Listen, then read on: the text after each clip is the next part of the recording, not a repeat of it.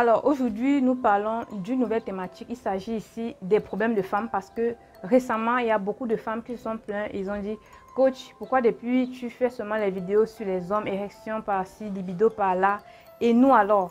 Donc aujourd'hui, nous venons avec une série de vidéos que nous allons tourner au fur et à mesure concernant les problèmes des femmes. Et nous avons choisi comme première vidéo les problèmes de fibrome, myome et kyste ovarien.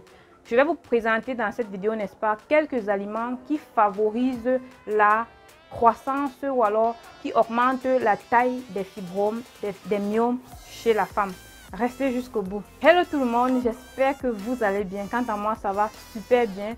Je tiens déjà à souhaiter la bienvenue à tous ceux qui sont nouveaux sur la chaîne YouTube Naturellement Votre. Sentez-vous à l'aise.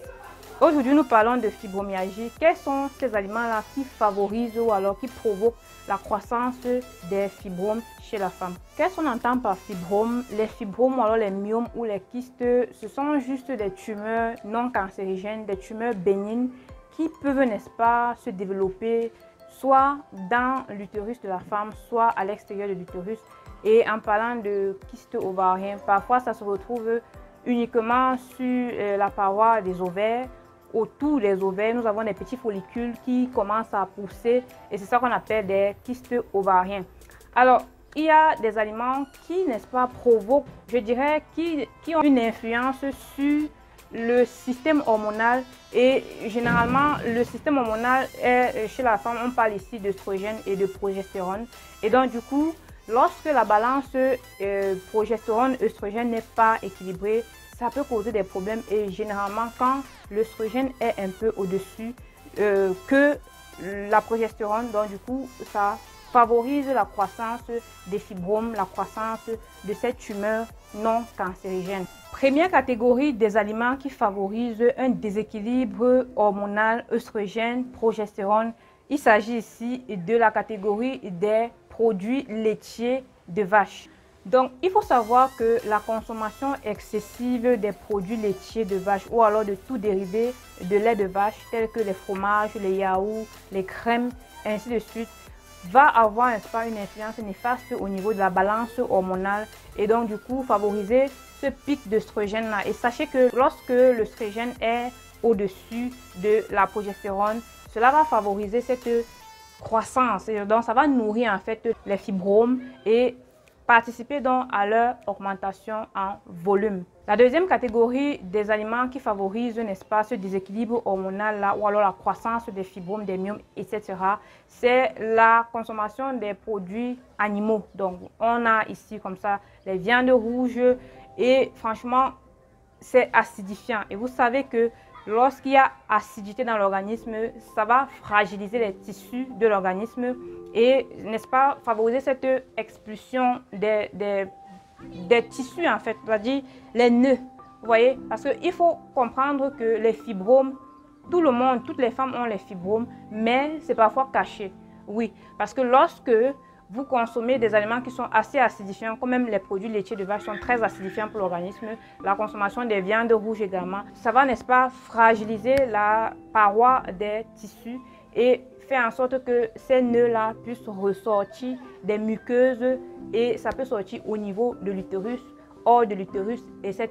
et causer donc ce qu'on appelle les fibromes, les myomes ou les kystes ovariens. Donc, essayez, n'est-ce pas, de réduire la consommation des produits animaux. Je ne suis pas en train de dire de bannir carrément la consommation des viandes. Vous pouvez, n'est-ce pas, consommer 2 fois par semaine. Les viandes rouges, ça ne dérange pas, mais il y en a qui consomment chaque jour.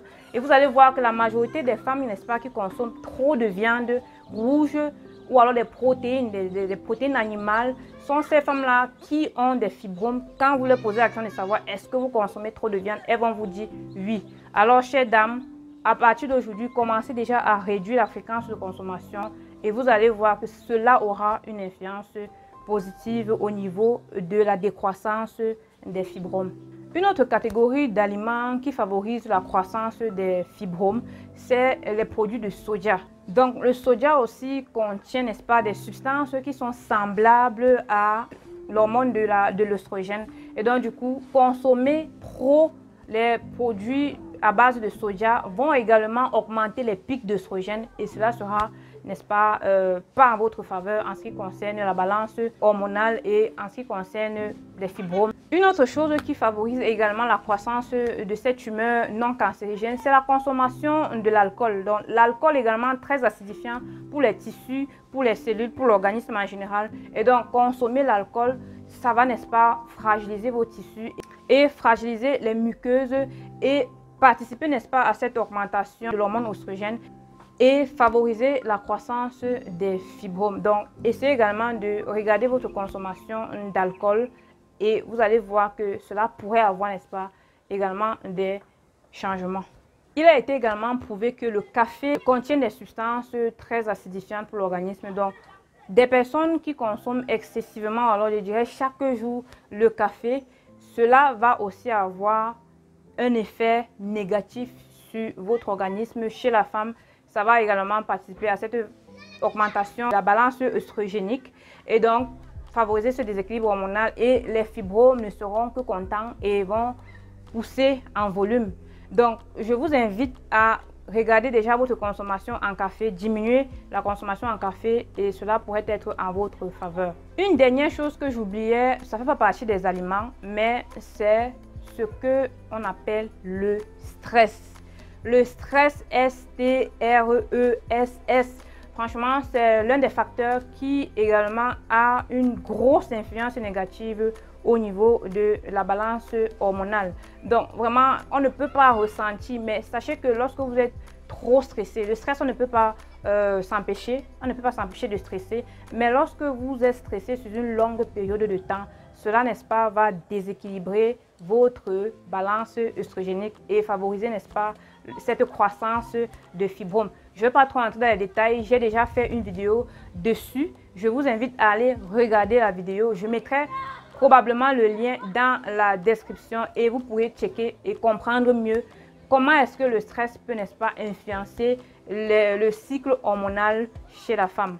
Voilà, c'était tout pour cette vidéo. C'était, n'est-ce pas, ces aliments et facteurs qui favorisent la croissance des fibromes ou alors qui peuvent être responsables de l'apparition des fibromes, des myomes dans l'organisme. Si vous avez aimé cette vidéo, je serais très contente si vous me laissez un pouce vers le haut. Dites-moi en commentaire, n'est-ce pas, si vous avez l'habitude de consommer ces aliments-là et je me ferai le plaisir de vous lire. On se dit à la prochaine vidéo sur une autre thématique concernant les femmes.